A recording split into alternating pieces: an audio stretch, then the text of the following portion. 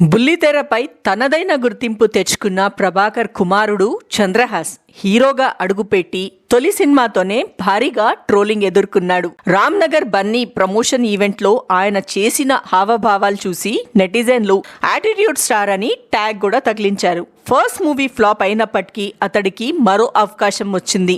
చంద్రహాస్ తాజా చిత్రం బరాబర్ ప్రేమిస్తా ఈ నెల 6వ తేదీన ప్రేక్షకుల ముందుకు రానుంది.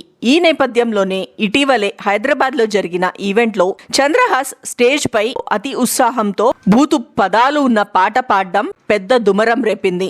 కుటుంబ సభ్యులు, మహిళలు హాజరైన సభలో ఇలాంటి పాట పాడడం ఏంటని నెటిజన్లు తీవ్రంగా మండిపడుతున్నారు. ఈ వీడియో సోషల్ మీడియాలో వైరల్ కావడంతో యాటిట్యూడ్ స్టార్ వారసుడికి ఇదేం యాటిట్యూడ్ అంటూ ట్రోల్స్ మోతెక్కుతున్నాయి. ఆ ఈవెంట్ కి గెస్ట్ గా హాజరైన జేడి చక్రవర్తి తాజాగా ఈ ఘటనపై స్పందిస్తూ చంద్రహాస్ తీరుపై మండిపడ్డారు. అయితే చంద్రహాస్ ఆ పాట పాడుతున్నప్పుడు నేను కూడా షాక్ లో ఉన్నాను. తను ఏం పాడుతున్నాడో మొదట నాకు అర్థం కాలేదు. అయితే తన పాటని నేను ఆస్వాదించినట్లు, చప్పట్లు కొడుతున్నట్లు కొందరు వీడియో ఎడిట్ చేసి నన్ను ట్రోల్ చేస్తున్నారు. నేను అసలు ఆ పని చెయ్యలేదు.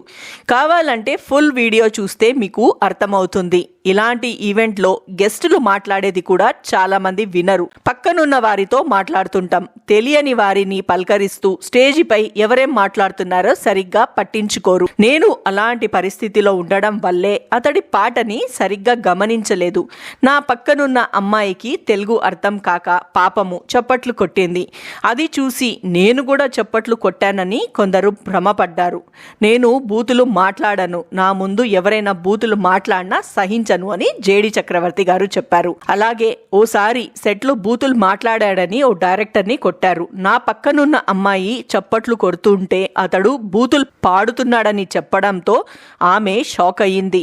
చంద్రహాస్ పాడుతుంటే జయంత్ నేను ఒకరి మొహాలు చూసుకొని షాక్ అయ్యాము. అసలు నేను అప్పటికప్పుడు లేచి వెళ్ళిపోదాం అనుకున్నాను. ఆ విషయం తెలిసి పూజాబేడి నన్ను పక్కకు లాక్కెళ్ళి అలా చెయ్యొద్దని చెప్పింది. అందుకే నేను సైలెంట్ గా ఉన్నాను.